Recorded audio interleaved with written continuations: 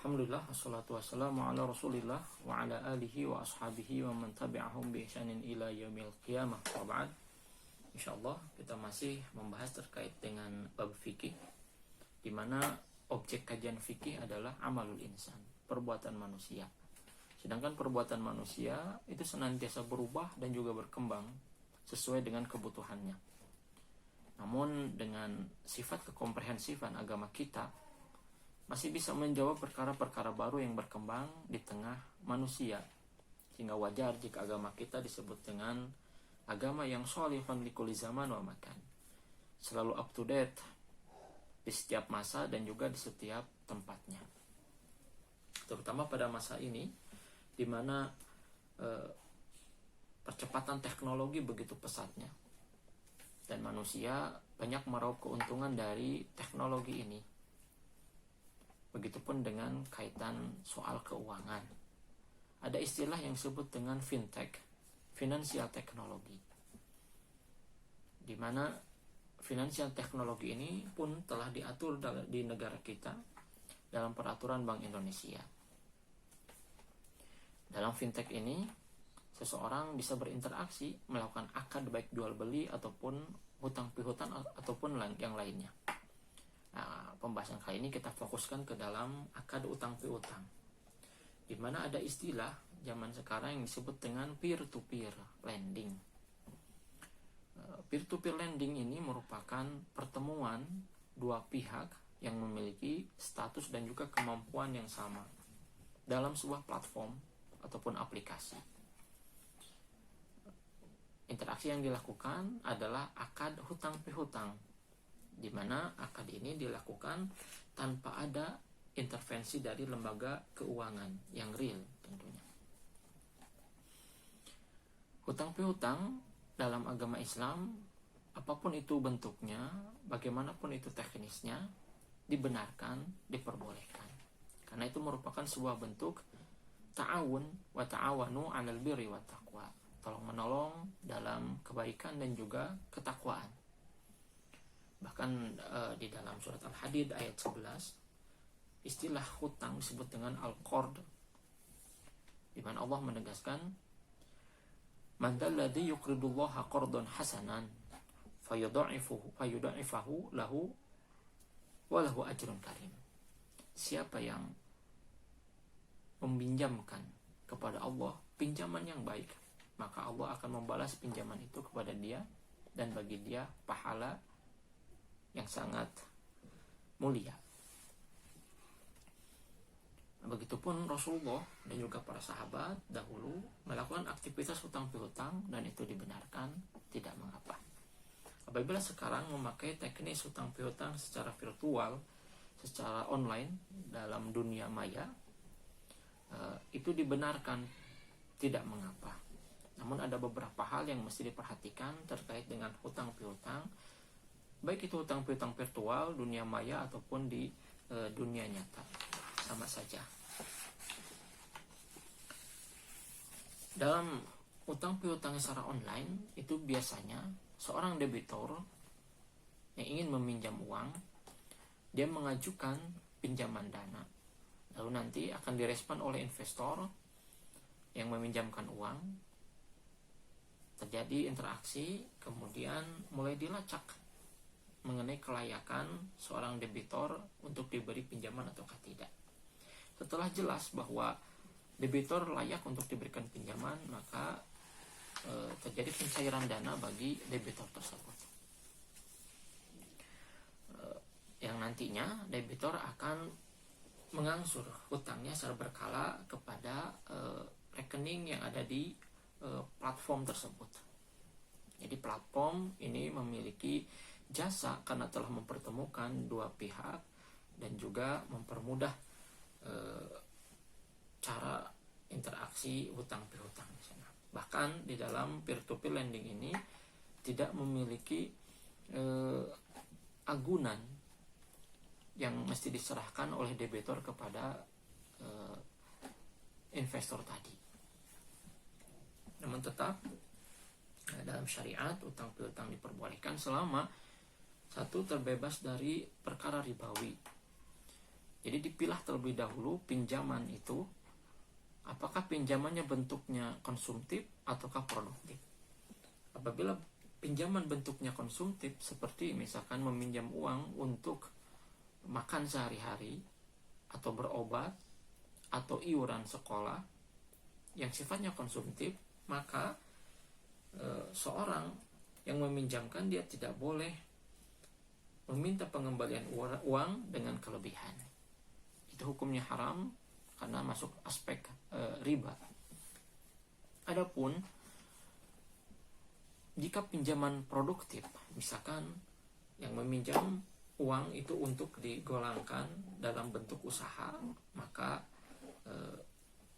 pinjaman tersebut bisa memakai akad mudharabah bagi hasil, di mana nanti investor dia tidak hanya mendapatkan pengembalian uang pokok, tapi juga mendapatkan bagian keuntungan dari usaha yang dilakukan oleh si peminjam. Jadi terhindar dari aspek ribawi. Kemudian yang kedua, utang piutang harus terhindar dari aspek gharar, ketidakjelasan dalam akad. Jadi harus jelas ataukah tidak dalam akad tersebut, apakah ini akad utang piutang konsumtif ataukah utang piutang secara produktif. Kemudian tidak boleh juga di dalamnya terdapat maisir, spekulatif, sehingga nanti akan merugikan salah satu pihak, baik itu si peminjam ataupun yang meminjamkan uang. Dan mesti transparan, tidak boleh ada tadlis, penipuan di dalam transaksi hutang piutang, sehingga nantinya akan mengakibatkan doror, bahaya bagi salah satu pihak dari dua pihak yang bertransaksi. Terakhir, di dalam jenis hutang piutang, baik itu online ataupun tidak, dunia maya ataupun dunia nyata, maka tidak boleh ada sifat zulm di dalamnya, menzolimi orang lain, terutama dalam nanti segi pembayaran. Ketika debitur macet dalam membayar uangnya, maka biasanya di dalam pinjaman online ada yang sampai mengancam, mengintimidasi, pencurian, bahkan pelecehan seksual di dalamnya, dengan menebarkan foto-foto yang tidak senonoh untuk mempermalukan para debitor. Nah, itu tidak diperbolehkan di dalam agama kita. Itu syarat-syarat hutang piutang di dalam Islam. Tapi pastinya catatan bagi para debitor, dia wajib untuk membayar secara berkala sesuai dengan perjanjiannya. Karena al-muslimuna ala syurutihim, orang muslim itu terikat dengan syarat yang dibuat.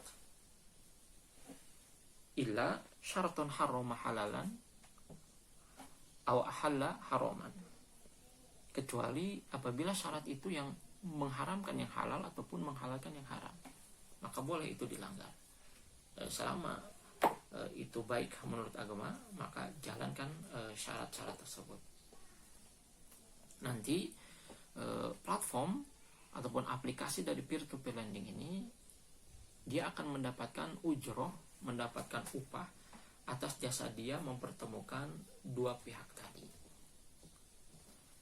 Nah, itu kaitannya dengan peer-to-peer lending. Selanjutnya pembahasan terkait dengan tabungan, giro, dan juga deposito. Bagaimana fikih memandang terkait dengan ketiga hal tersebut. Tabungan adalah simpanan yang nantinya bisa diambil sesuai dengan syarat yang berlaku. Sedangkan giro adalah simpanan yang bisa diambil kapanpun, baik itu dengan cek ataupun dengan bilet giro. Namun bedanya dengan tabungan, di mana nasabah hanya mendapatkan jasa paling rendah, imbalan paling rendah dibandingkan dalam tabungan. Kemudian yang ketiga, deposito adalah simpanan yang nantinya bisa diambil sesuai dengan persyaratan yang berlaku di waktu yang sudah ditentukan, dan dia nanti akan mendapatkan jasa atas uang yang sudah didepositokan. Dalam Islam, tabungan, simpanan itu bisa memakai akad wadi'ah, menyimpan, menitipkan. Akad wadi'ah ini berarti seseorang menyimpan uangnya kepada pihak orang lain ataupun perusahaan, di mana nanti orang yang menyimpan tersebut dia wajib membayar jasa penyimpanan, jasa administratif atas disimpannya uang atau atas jasa yang dilakukan oleh perusahaan mengamankan uang dia. Ataupun nanti bisa saja tabungan ini memakai akad mudharabah, di mana nasabah dia menyimpan uang dan bisa digolangkan oleh perusahaan ataupun orang yang dititipkan uangnya.